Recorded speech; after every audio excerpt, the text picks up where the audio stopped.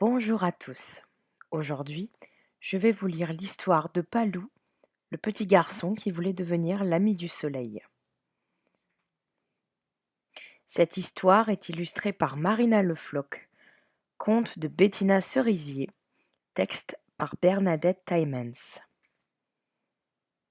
Palou, le petit garçon qui voulait devenir l'ami du soleil.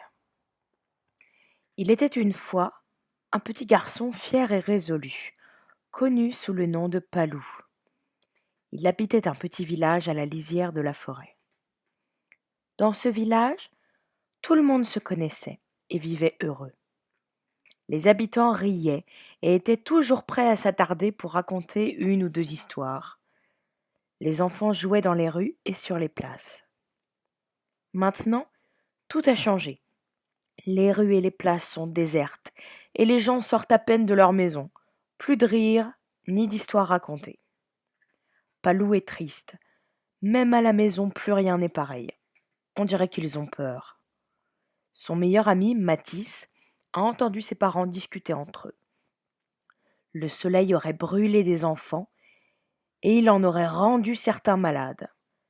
Des grandes personnes auraient disparu après être restées trop longtemps en compagnie du soleil. Depuis, les gens se tairent et ont perdu leur joie de vivre. Palou voudrait tant que les grands soient comme avant, que l'on rie et que l'on joue dans les rues. C'est décidé, demain, il ira trouver le soleil et lui demandera pourquoi les grands ont peur de lui. Pourquoi il est méchant avec les gens? À l'aube naissante, Palou quitte la maison sur la pointe des pieds. Tellement pressé de rencontrer le soleil qu'il en oublie de s'habiller. Il traverse le quartier, sort de la ville et marche tout droit vers le soleil qui se lève. Au détour du chemin, il se retrouve face à un très vieil homme au noble visage, qui lui dit « Où cours-tu? Où cours-tu comme ça, mon petit ?»« Je vais rendre visite au soleil, » dit Palou.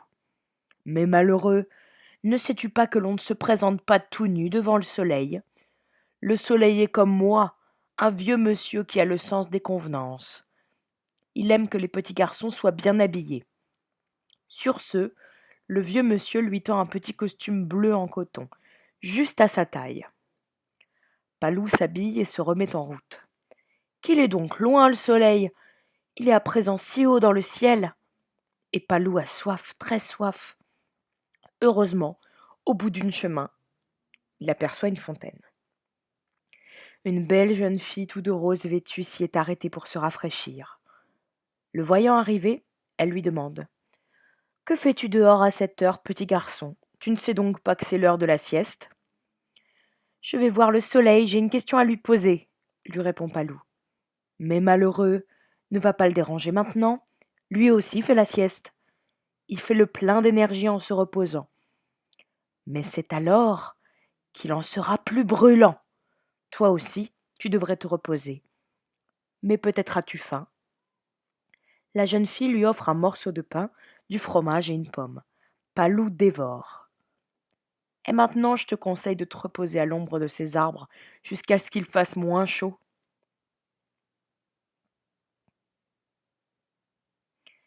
Palou se réveille un peu plus tard, prêt à continuer sa quête.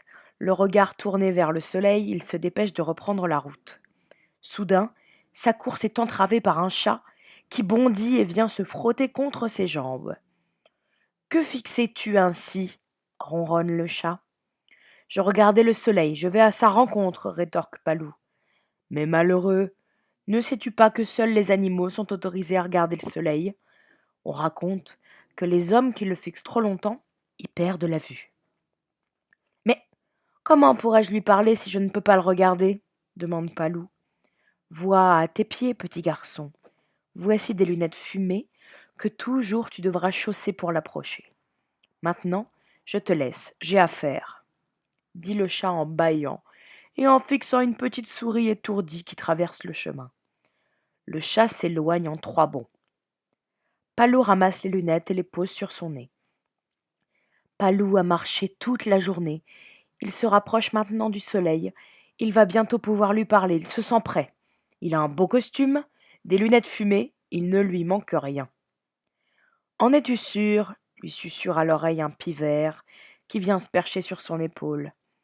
Ne connais-tu pas les règles de vie du soleil?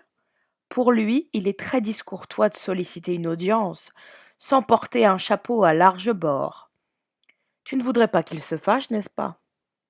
À ces mots, Palou tremble. Oh non, il faut que le soleil soit dans de bonnes dispositions pour que je sache comment ramener la joie au village. Regarde là-bas, dit le pivert. Il y a justement un chapeau abandonné au pied de l'arbre. Prends-le. Tu le remettras en place à ton retour, ou tu le garderas pour toujours. Palou s'approche de l'arbre, prend le chapeau et l'enfonce vite sur sa tête. Mais Palou n'est qu'un petit garçon. Il est fatigué, fatigué. Ses jambes sont lourdes et ses yeux se ferment malgré lui. Il décide de se reposer avant de parler au soleil. Rapidement, il sombre dans un sommeil peuplé de rêves étranges. Et dans ses rêves apparaît le soleil. Qu'il est beau, que son visage est majestueux et lumineux. Il sourit et s'approche de Palou, tout doucement, en lui caressant le visage. Il lui dit « Mon petit Palou, je viens te voir ici, dans tes rêves, car il est trop dangereux de m'approcher, je pourrais te brûler. Je suis très fier de toi, si petit, entreprendre un si grand voyage, pour rendre le sourire à ses parents. Ce n'est pas fréquent. Tu méritais mon aide, c'est pourquoi je t'ai envoyé mon très vieil ami. Ma charmante petite fille, mon chat fidèle et l'espiègle pivert. Chacun d'eux t'a apporté une réponse. Si les habitants de ton village respectent mes conseils, ils n'auront plus rien à craindre de moi. Plus un enfant ne sera brûlé, plus personne ne tombera malade en ma présence. Oh. Palou se réveille, le soir tombe déjà. Il court à toutes jambes pour rentrer chez lui. Ses parents doivent être inquiets. À son arrivée, il trouve tous les habitants lancés à sa recherche, tous heureux de les retrouver. Ils l'entourent et Palou se met à leur raconter son aventure. J'ai parlé avec le soleil, il est vraiment très gentil. Et si vous prenez quelques précautions, plus jamais le soleil ne vous fera du mal. Il n'aime pas que l'on se promène tout nu devant lui, ou qu'on le dérange pendant sa sieste, ou qu'on le dévisage effrontement. Sans lunettes, ni couvre-chef. Depuis, il y a eu quelques transformations au village. Les habitants arborent des chapeaux, des sombreros extravagants, des tuniques chamarrées et des lunettes de toutes les formes et de toutes les couleurs. Les rires et les sourires fleurissent à nouveau sur les visages. Et tous les soirs, à la nuit tombée, les enfants réclament l'histoire merveilleuse du petit garçon qui voulait devenir l'ami du soleil.